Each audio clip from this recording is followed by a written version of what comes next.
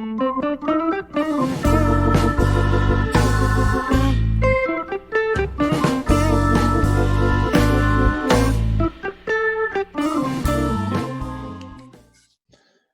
right, hey everybody, it's Jeff with Sub2 Empire. I am joined tonight by Mr. Andy Wright. Andy is a real estate investor out of Flagstaff, Arizona, one of my favorite places on earth. And I don't know, Andy, how long have you been in the business? How long have you been in real estate investing? Yeah, so my wife and I started investing about 2 years ago up here in Flagstaff. It's a pretty challenging market, very expensive. Anything decent goes off pretty quick. So we've branched out in other areas of northern Arizona into Winslow and Cottonwood and surrounding areas that are a little more affordable, lower price point. Awesome. Yeah, you and I have only really known each other for what? Probably Facebook friends for, I don't know, maybe not quite a year. Yeah, that's probably about right. Yeah, but I quickly we're both in a mastermind together, and I don't know. I guess this was the second one we've actually joined up together, and actually, we were both present. Right. And man, you presented your presentation was freaking spot on, man. It was just awesome. Thank you. And I mean, I had no idea you were like that much of a numbers guy, and I was thoroughly impressed with the numbers you brought in. And we have officially coined your new you do a lot of market research, tons, which I totally respect because I'm not very good at it. I generally just subscribe to, like, I don't know, subscribe to a couple different services that tell me, but you actually get in there and dig into it. And I mean, it's super impressive. And I've named that for you. I've named that the Andy Index. That's what we're going off of from now on. So that's awesome. Thanks. But I don't want to take up a ton of time here. If you've got some input, I don't know how you want to do this. Do you want to share your screen, or do you want me to share mine, or either way, like to work it? Either way, whatever okay. You want to do. I'm going to throw this up, and let's see here. We're going to go screen one. We'll share that. All right. Can you see my screen okay? Yes, I can. All right. I'm just going to jump down here. So what was it, Andy? Has it been a couple months now since we got in touch with one another about this Sub2 deal? Yeah, we closed on it at the end of January, so we've been talking throughout that month about it. So yeah, it's been almost 2 months. Okay. Yeah. So Andy, just being him and I being members of this mastermind together, he kind of knew I was into creative deals, and he called me up. I guess you had this one had an FHA mortgage on it, and you were initially trying to wrap it. Yeah, that's correct. And we hit the wall on that. Yeah. Yeah. So a lot of people don't know that as well. FHA, now people still do it, but they're really not supposed to. And your title company did the right thing by really saving your butt there and kept you from wrapping that thing. And by wrap, it just mean a mortgage wrap. Yeah. But so Andy gave me a call, and actually I think he reached out on Facebook and wanted to know if I had any ideas, and had you rattle off some numbers to me. And I was like, man, that thing sounds like a smoking Sub2 deal. So, or at least it fit in the category. So I'm going to bring this slide up here, and if you can kind of just walk us through, you were now, well, let's see here. Let me just bring it up and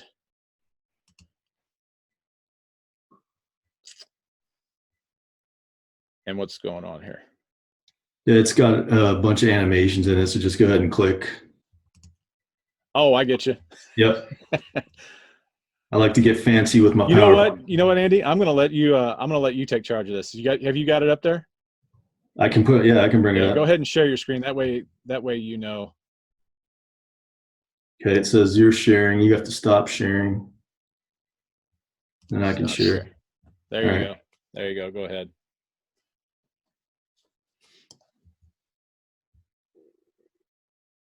Okay, let me know when you got mine. There we go. There we go. I got it. All right. Cool. Yeah, this is just amazing to me. This I love seeing this side. I've done a ton of these things, man, but I've just never really this is why I like you as a numbers guy, because I never really put these side by side. I just try and make the deal work, Yeah. try and make my numbers correct. And it wasn't until you presented this that I actually got a real good idea about how beneficial doing these types of deals are. So if you wouldn't mind, just walk us through what you did with this. Absolutely.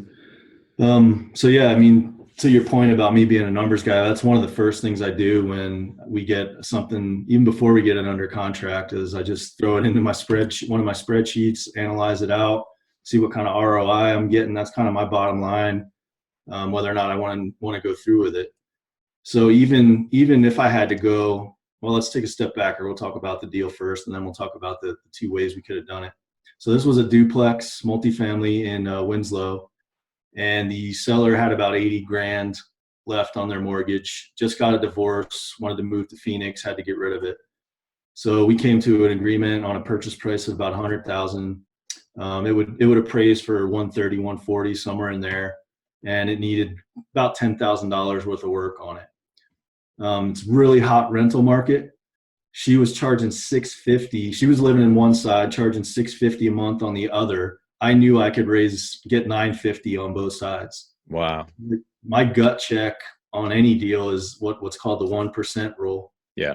So if you're paying $100,000 for a property, you should be able to get $1,000 a month in rent for it to cash flow well, right?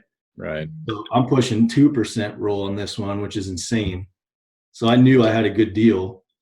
And, we've been doing the traditional bank stuff for a while. And as I've listened to people like you talk about creative financing, I really wanted to start to explore stuff like that. So we approached the title company about the wrap. And just as you said, they were like, no, we really can't do that. We shouldn't do that. We're not going to do that. Mm-hmm. So then I'm like, all right, well, I guess we got to go the traditional bank route. And just to take a look at what the numbers there would look like, multifamily, you got to come in with 25% down, right? So we would have to bring 25K to the table. At that time, our interest rate would have been somewhere around 5.25. Our mortgage would have been just over 500 there. And then the loan constants, something that we just recently learned. That's basically a measure of risk, measures how much principal and interest, basically the debt that you've got on the property. And then the spread is how much you're making. That's the difference between the loan constant and the cap rate on the property. Right. So we would have cash flowed about $700 a month with a cash on cash return of 21%. Now that in itself is, that is a screaming deal right there. Absolutely. Especially you're charging what? You said $950 a side? Yeah. You got to be kidding me. That thing is, that's awesome. Yeah. And the, can you go over, there's probably going to be several people that have not, especially see this, because this goes kind of in my private groups, but that they don't really know who George Antone is. And if you can you go over loan constant just a little bit more and explain what that is and what that really means? Yeah, sure. It's basically how much you're paying per month towards your debt service, your principal and interest payments every month. And you mentioned George Antone. He's the creator of Finance Academy is the name of his business. Mm-hmm. And he's teaching investors and just regular people alike just some amazing financial tools and knowledge. As an investor, this stuff's invaluable, but even if just for a regular person, the stuff that he's teaching would be life-changing. So that's cool. Yeah, I got his class in June. I can't wait to get up there. It's in Chicago in June. Yeah, I just can't wait. For sure. Actually, I've been subscribed to him for a while. He's got this website that it's got all of these modules. Probably spend a lifetime going through these modules. Yeah. But no, I can't wait to get up there. Yeah. Yeah. So this thing is already rocking. Already we're doing really well. With traditional financing. Exactly. And there was nothing to cry about here except for maybe having to bring 25,000 cash to the table. But other than that, it's still like you said, an awesome deal. And that cash flow is taken out, expenses and utilities. NOI right there is what that NOI, is. yeah, exactly. So a lot of months it's going to be a lot more than that Yeah. if we don't have any repairs and stuff like that. Right. All right. Well, let's take a look at the creative deal that we were able to put together. Right. So On this. as you mentioned, I reached out to you, and I know you were a subject to guy. I kind of knew what it was and what it was all about, but not really. And I explained to you what I tried to do, and you're like, "Yeah, Andy, you could absolutely subject to on an FHA loan." So that's the path we decided to take. You were nice enough to hold my hand through that process, which was outstanding. Really appreciate that. But the numbers over here are substantially better, right? So we only had to bring the difference between what was left on their mortgage and our purchase price. 20 grand's still a lot of money to bring to the table, right? I think you mentioned the most you've ever brought to the table in a subject to deal is about $8,000. $8,000. Yeah. Yeah. There's a single family though too. So right. Yeah. I mean, So I still wouldn't shake us. I mean, that's still not a terrible, when we're buying houses, we're using conventional, we're 80-20, 80 or right. 75-25 rather, like you said, on right. investment properties. So yeah, I mean, that's nothing. That's not terrible. I mean, that cashed her out. She was happy, right? Yeah, exactly. Very happy. I built a really good relationship with her. And as you know, there's some stuff that happens after you close that you got to kind of stay in contact with the seller about. So I've spoken with her a handful of times since we closed. But yeah, so we brought 20,000 to the table. We're inheriting their loan. So we also inherit their interest rate, 3.875, which no investor is going to get that on a multi property. Yeah, very, very huge. Probably your largest savings over time, 100%. Exactly. Yeah. Exactly.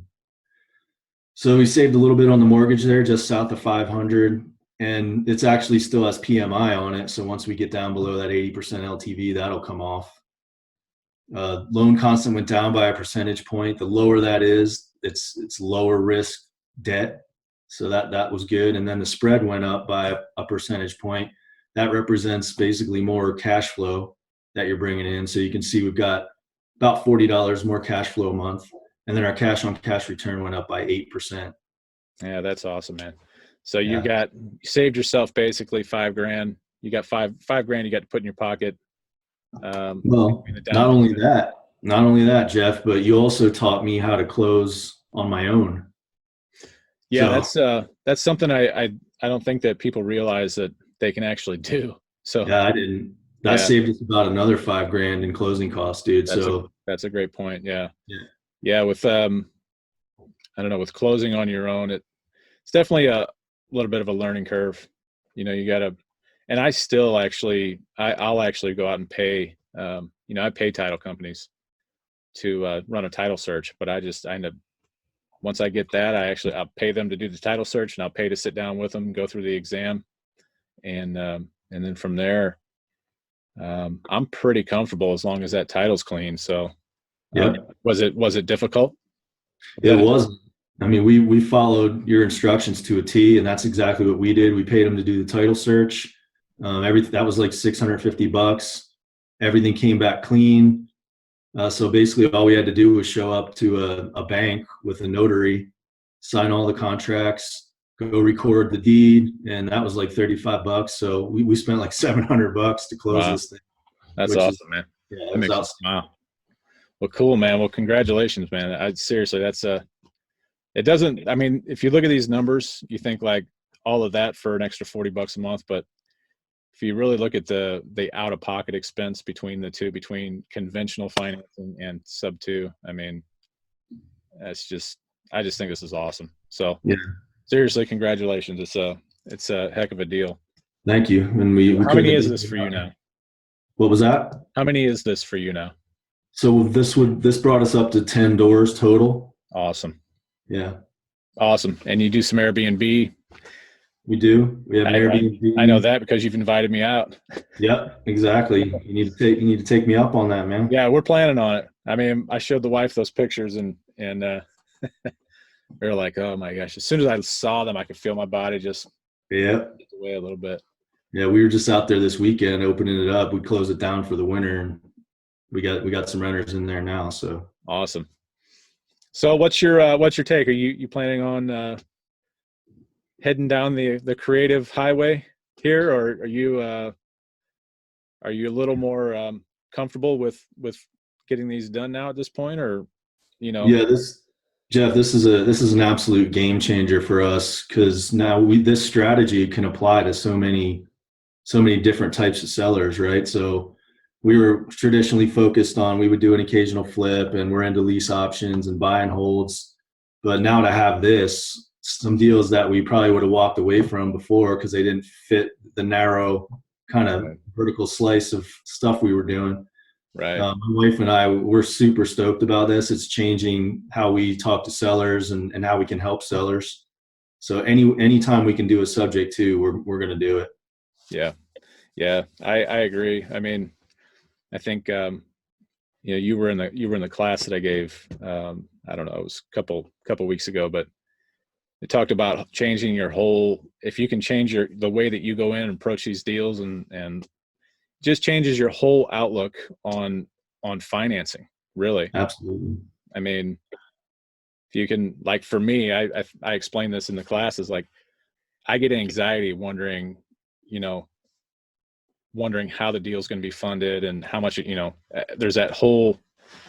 For me, it's the whole getting the deal funded. Like I've actually left deals sitting on the table because I was afraid. I didn't know how I was going to fund them.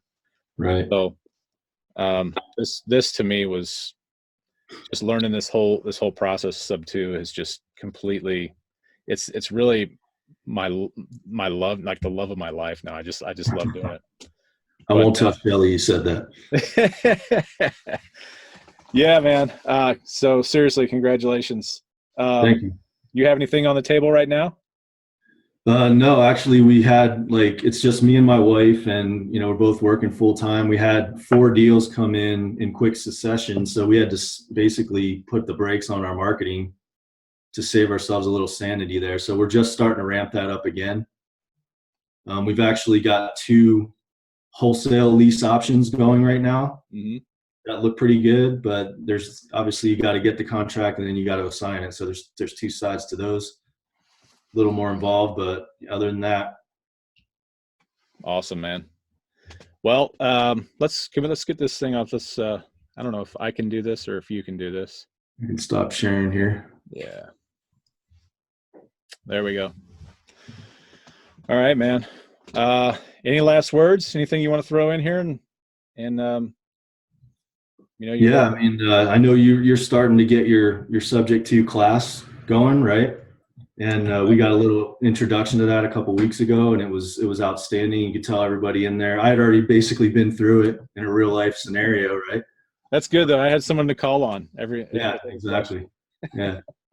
But everybody in there got a ton out of it. And, whoever's watching this, if you want to learn about subject to, this is the guy. So jump in, take his class, and you guys will be off and running. Cool. I appreciate it, man. All right, guys. I think that's going to be it. I've got nothing else. Congratulations again. It's a smoking deal. And I guess I'll see you at the next mastermind. Yes, sir. All right, man. Take care. All right, you too. Thanks. All right, bye.